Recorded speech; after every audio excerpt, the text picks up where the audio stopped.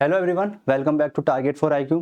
जैसा कि हम सब लोग जानते हैं, अगले साल जनवरी और फरवरी में महाकुंभ का मेला ऑर्गेनाइज होना है। अब इस चीज़ को ध्यान में रखते हुए हमारी जो यूपी गवर्नमेंट है उन्होंने एक नया जिला घोषित किया है।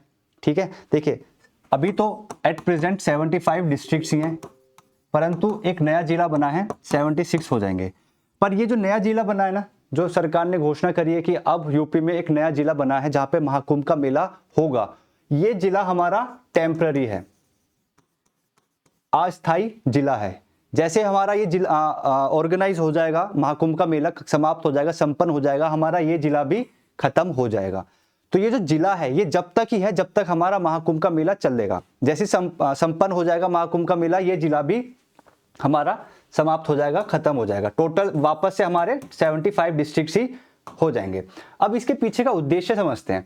देखिए सपोज करो ये हमारा प्रयागराज है, ठीक है। अब इस प्रयागराज में जो पुलिस प्रशासन काम करती है, राज्य सरकार जो अपना काम करती है, वो एक इजी टास्क नहीं होता। इतने बड़े जिलों को संभालना वाकई बहुत एक मुश्किल काम होता है। ऊपर से सपोज करो इतने एरिया में महाकुंभ होना है, इस एरिया में हमारा महाकुंभ होना है, तो महाकुंभ मेला अच्छे से ऑर्गेनाइज हो सके, शांतिपूर्वक ये संपन्न हो सके, तो राज्य सरकार ने क्या करा है, इसको एक अलग ही जिला घोषित कर दिया है। इस जिले के लिए नया डीएम बनेंगे, नया पुलिस प्रशासन अच्छे से अलग तरीके से काम करेगा, जिससे कि यहाँ पर जो हमारा महाकुंभ होना है वो शांतिपूर्वक संपन्न हो सके। तो उद्देश्य सिर्फ इतना है कि यहाँ पर जो महाकुंभ का होगा मेला वो शांतिपूर्वक हो सके, कोई दिक्कत किसी भी तरीके से हमारे लोगों को देखने को ना मिले।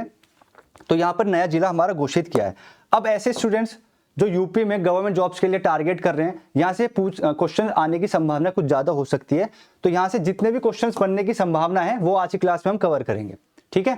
चलिए पढ़ते हैं। उत्तर प्रदेश सरकार ने महाकुंभ क्षेत्र को उत्तर प्रदेश का नया जिला घोषित किया। नया जिला महाकुंभ मेला जिले के नाम से जाना जाएगा और ये 76 नंबर का होगा। तो जिले का जो नाम होगा वो होगा महाकुंभ मेला जिला, ठीक है। और ये टेम्पररी है, अस्थायी, याद रखना। प्रयागराज जिले 67 गांव और 4 तहसील में होंगे। जो ये महाकुंभ मेला जिला होगा इसमें कितने गांव आएंगे, 67, और तहसील कितनी होंगी, 4।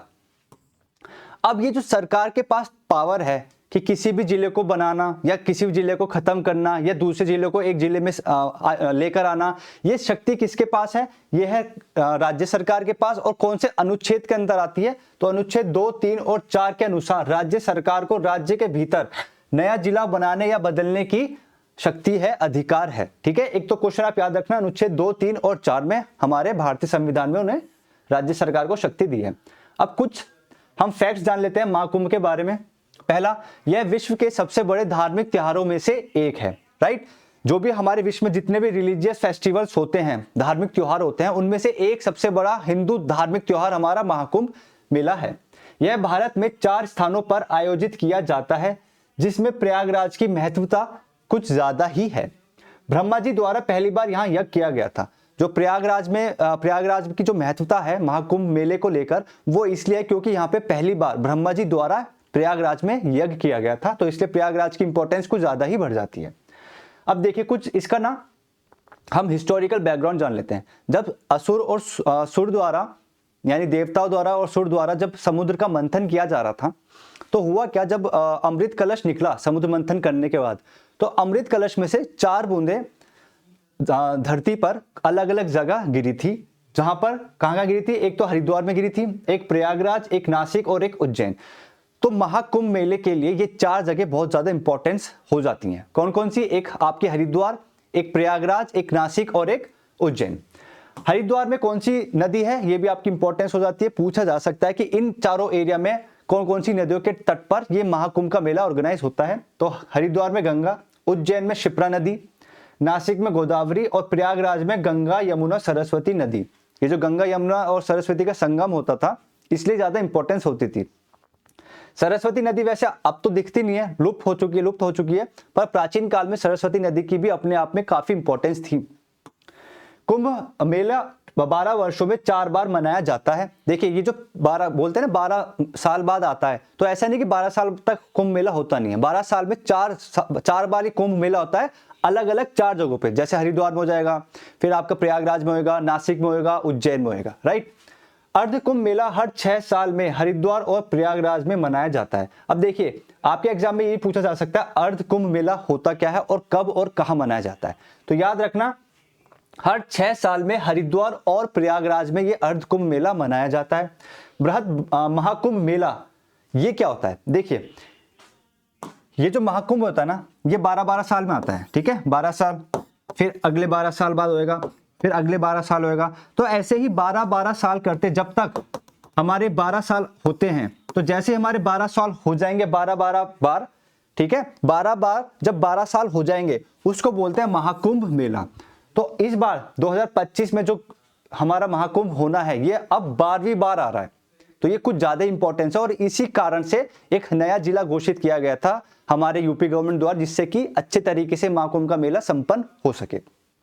राइट, चलिए अब थोड़ा सा हम इसकी हिस्ट्री जान लेते हैं कि ऐतिहासिक विकास कैसे हुआ, कहां ये महाकुंभ मेला ऑर्गेनाइज किया गया, किनके द्वारा किया गया। ठीक, यहां से क्वेश्चन पूछने की संभावना बढ़ जाएगी। महाकुंभ मेले की शुरुआत गुरु शंकराचार्य ने की थी। ये याद रखना किसने शुरुआत की थी? महागुरु शंकराचार्य जी के द्वारा ये महाकुंभ का मेला शुरू किया गया था।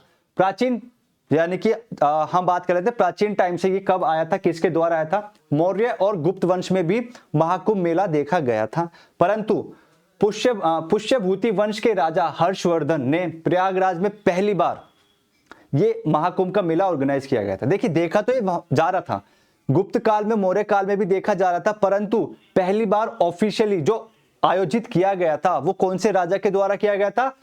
राजा हर्षवर्धन, और इनकी डायनेस्टी कौन सी थी? पुष्यभूति वंश। ये याद रखिएगा। मध्यकाल में चोल और विजयनगर साम्राज्य में भी महाकुंभ मेला देखा गया था, वहां पे भी मतलब उनको इंपॉर्टेंस दी गई थी। विजय काल और चोल वंश के समय भी, दिल्ली सल्तनत और मुगल के दौरान भी इसके बारे में यानी महाकुंभ के बारे में बताया गया है।